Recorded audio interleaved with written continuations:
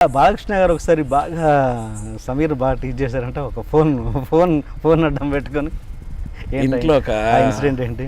అదే అది చెప్పాను, నేను చాలాసార్లు చెప్పాను కదా. అది లేదు చెప్పలేదు ఇక్కడ. అవునా? లేదు చెప్పలేదు. ఏది ఆ ఫోన్ అడ్డం పెట్టుకొని ఫోను ఇంటికా ఫోన్ చెప్పావు? చెప్పాను కదా. లేదే చెప్పా సీరియస్లీ చాలాసార్లు చెప్పాను, చాలా వీటిలో. ఫోను తను సరే వైఫ్ కాల్ చేస్తుంటే ఆపేసి వైఫ్ కాల్ చేస్తుంటే కాదు, అంటే నేను ఆయన షూటింగ్కి వెళ్ళిపోయా. ఆయన షూటింగ్లో ఉంటే ఆయన సడన్గా ఆయనకి ఎందుకు అనిపించిందో, సమీర్ మీ మిస్సెస్ నంబర్ ఇవ్వన్నారు. దేనికి సార్ అంటే, నంబర్ ఇవ్వకూడదా తప్ప అన్నారు. అయ్యో బలవారు అదేం లేదు సార్, నేను చెప్తే నేను కాల్ చేస్తాను కదండి అని అంటే, నాకు ఇవ్వకూడదా నంబరు అని అడిగితే ఇచ్చా. ఇస్తే ఫోన్ చేశారు. ఫోన్ చేసి నేను బాలకృష్ణ మాట్లాడుతానంటే, ఆవిడ బాలకృష్ణ గారు నాకెందుకు ఫోన్ చేస్తారు అనుకుంటుంది కదా. ఏ బాలకృష్ణ గారు అని, నేను నందమూరి బాలకృష్ణమ్మ అన్న. అంటే ఆవిడ సడన్గా స్టడీ అయిపోయి, ఇంకా సార్ అంటే, మీ సమీర్ ఉన్నాడమ్మా ఇంట్లో అని అడిగితే, లేదండి మీ షూటింగ్కే కదండి బయలుదేరారు, పొద్దున 6 గంటలకి వెళ్ళిపోయారు. మేము అందరం వెయిట్ చేస్తున్నాం, రాలేదు. మా మేనేజర్లు ఫోన్ చేస్తుంటే లిఫ్ట్ చేయట్లేదు, అందుకే ఎవరినో మీ నంబర్ అడిగి తీసుకున్నాను, నేనే మాట్లాడతానని చెప్పి ఫోన్ చేస్తున్నాను. ఒకవేళ కనుక్కోండి, షూటింగ్ వస్తారంటే ఓకే, లేకపోతే మేము ప్యాకప్ చేసుకెళ్ళిపోతాం అన్నారు. నేను షాక్, ఎదురుగా కూర్చుని ఉన్నా ఆయనకి. ఇదేంటి సార్ ఇలా అంటున్నారు ఏంటి అని. సైలెంట్గా ఉన్నా ఇంకా తర్వాత ఫోన్ కట్ చేశారు. కట్ చేసి వెంటనే నా ఫోన్ మోగింది. తను కాల్ చేసింది ఇంటి నుంచి.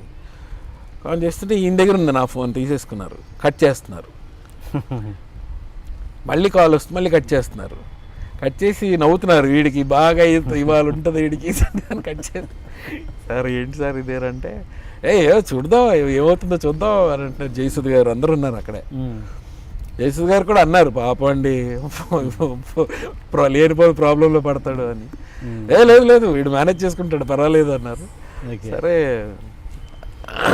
మధ్యాహ్నంకి ఎప్పుడో నాకు తర్వాత మెసేజ్ వచ్చింది, మర్చిపోయా. వెంటనే మెసేజ్ తను, శామ్ వేర్ ఆర్ యూ, ఎక్కడున్నావు, నువ్వు షూటింగ్లో లేవని నాకు తెలుసు, నువ్వు బాలకృష్ణ గారు షూటింగ్ అని ఎక్కడికి వెళ్ళావు.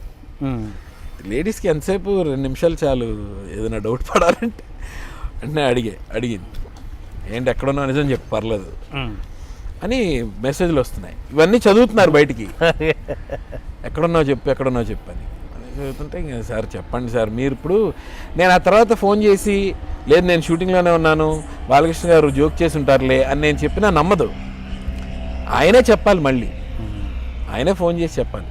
నేను చెప్పాను సార్ అయిపోయింది, డ్యామేజ్ అయితే అయిపోయింది, మీరే ఫోన్ చేయాలి, నేను ఏం మాట్లాడినా ఏం చెప్పినా వినదు ఇంకా అంటే, చూద్దాంలే మధ్యాహ్నం అన్నారు.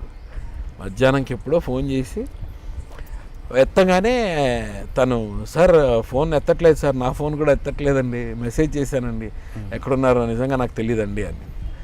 లేదమ్మా ఇక్కడే ఉన్నాడు, పొద్దున్న నీకు ఫోన్ చేసినప్పుడు నా ఎదురుగానే ఉన్నాడు, ఏదో సరదాగా ఆట పట్టిద్దామని అలా చేశాను. ఇది మళ్ళీ అది అయిపోయాక మళ్ళీ తర్వాత ఆడియో ఫంక్షన్లో అది గుర్తొచ్చింది ఆయనకి. చెప్పనా నేను నీకు ఫోన్ చేసి ఏం చేశాను, మీకు నమస్కారం అండి. ఆయన ప్రాక్టికల్ జోక్స్. మామూలుగా మనం ఒక హీరోతో యాక్ట్ చేస్తున్నప్పుడు కానీ, లేదా ఒక సీనియర్ ఆర్టిస్ట్తో ఏదైనా క్యారెక్టర్ ఆర్టిస్ట్తో నటిస్తున్నప్పుడు కానీ, వాళ్ళు సీనియర్ అయ్యి ఉండొచ్చు. బట్ నీకు ఒక అనుభవం ఉంది ఏంటంటే, సీరియల్ నుంచి ఎప్పటి నుంచో వచ్చావు, ఒక 4-5 పేజీలు ఈజీగా చెప్పుకునే కెపాసిటీ నీకుంది. 5 పేజీల డైలాగ్ కూడా టక్మని ఒక సింగిల్ టేక్లో చెప్పే కెపాసిటీ ఉన్న ఆర్టిస్టును, అంటే సీరియల్ ఎక్స్పీరియన్స్ వల్ల కావచ్చు బహుశా. అంత ఎక్స్పీరియన్స్ పెట్టుకొని కేవలం వాళ్ళకి ఇమేజ్ ఉంది, సమీర్కి అంత ఇమేజ్ లేకపోవచ్చు. అలా ఒక కాంబినేషన్లో చేస్తున్నప్పుడు ఆ హీరో కావచ్చు, లేకపోతే క్యారెక్టర్ ఆర్టిస్ట్ కావచ్చు, వాళ్ళ క్యాపబిలిటీస్ చూసి నీకు నవ్వు కూడా రావచ్చు. అరే ఈ చిన్న వాటికి ఇదవుతున్నారు అని. అలాంటి సందర్భాలు ఏమైనా జరిగాయా? చిన్న అంటే వాళ్ళు ఇమేజ్ ఉన్నారు కాబట్టి అక్కడ సస్టైన్ అవుతున్నారు, నాకు లేదు ఇంతకంటే నేను మోర్ క్యాపబుల్ అనే ఫీలింగ్ ఎప్పుడైనా వచ్చిందా? ఇప్పుడు దీనికి ఆన్సర్ ఇవ్వాలంటే ఫస్ట్ ఇందాక మీరు నువ్వు అడిగిన క్వశ్చన్ ఒకటి నేను మళ్ళీ Yeah. చెప్పాలి. ఏంటంటే పలానా వాళ్ళ గురించి ఇప్పుడు నువ్వు ఎందుకు బ్యాడ్ అవుతున్నావు కొంతమంది దగ్గర అని అడిగా కదా. అవును. ఇప్పుడు ఇది చెప్పినా నేను వాళ్ళ దగ్గర బ్యాడ్ అవుతా కదా. పేర్లు అవసరం లేదు, ఏముంది పేర్లు నాకేం చెప్పక్కర్లేదు.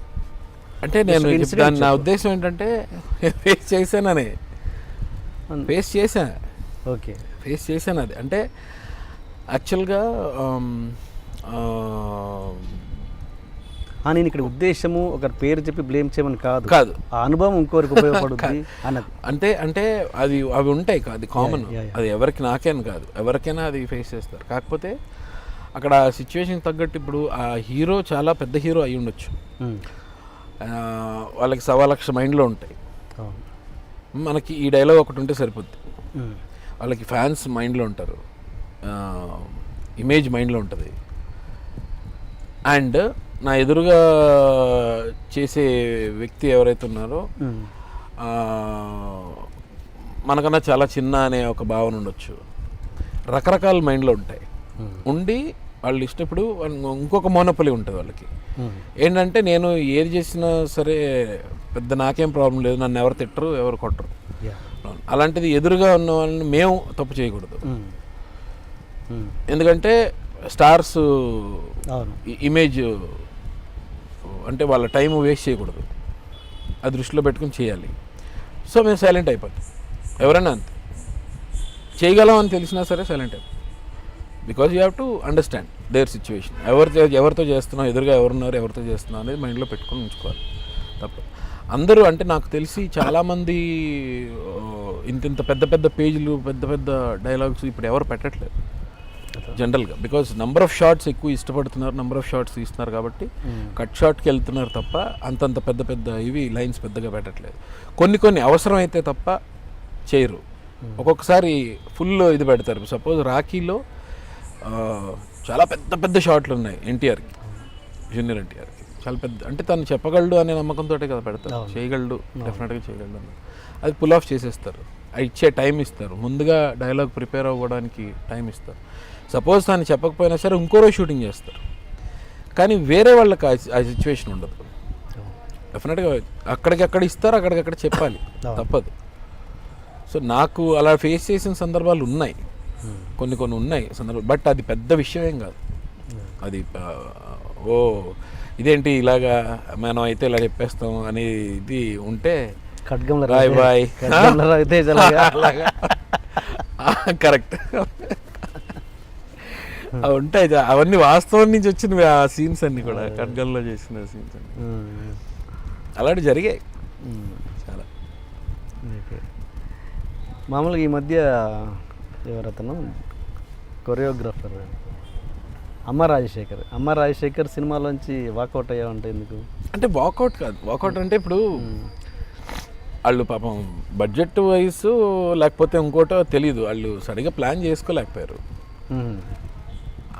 ఆయన ఏంటంటే ఎప్పుడు సడన్గా అడిగితే సడన్గా డేట్ ఇవ్వాలి అని దూరంలో ఉన్నారు. నేను చాలా ఫీల్ అయ్యా. సడన్గా పెట్టుకుని రేపు షూటింగ్ అంటే నేను వేరే చోట ఉన్నాను, వాళ్ళకి డేట్ ఇచ్చున్నాను, మరి ఎలాగా నేను అంటే నేను డబ్బులు ఇవ్వలేదని రావట్లేదు నువ్వు అని నన్ను అడిగేసరికి నేను ఫీల్ అయ్యా. నీ డబ్బులు ఎక్కడికి పోవు, నేను ఇస్తానంటున్నాను కదా. నేను డబ్బుల గురించి నేను అసలు ఈ రోజుకి నాకు ఎక్కడా కాంట్రవర్సీ లేదు. అందరికీ తెలుసు ఆ విషయం. నాకు చాలామంది ఇవ్వకుండా ఎగ్గొట్టారే తప్ప నేను మీద కూర్చుని నేను ఇస్తేనే వస్తానని ఈ రోజుకి ఆ రికార్డు లేదు, ఎక్కడా లేదు. ఈవెన్ టెలివిజన్లో లేదు, ఇక్కడ లేదు. ఇంకా వేరే వాళ్ళు ఇందాక చెప్పిన ఇన్సిడెంట్ వల్ల వేరే వాళ్ళకి ఇవ్వండి నేను వస్తానని చెప్పిన రోజులు ఉన్నాయి, కానీ నాది ఇవ్వండి అని నేను చెప్పలేదు. సో రాజశేఖర్ గారిది ఏంటంటే ఆయన మంచి ఫ్రెండ్, చాలా ఫాస్ట్గా చాలా క్లోజ్ అయిపోయారు. అది ఏంటయిందంటే చిన్న మిస్అండర్స్టాండింగ్స్ అంతే, ఇంకేం కాదు.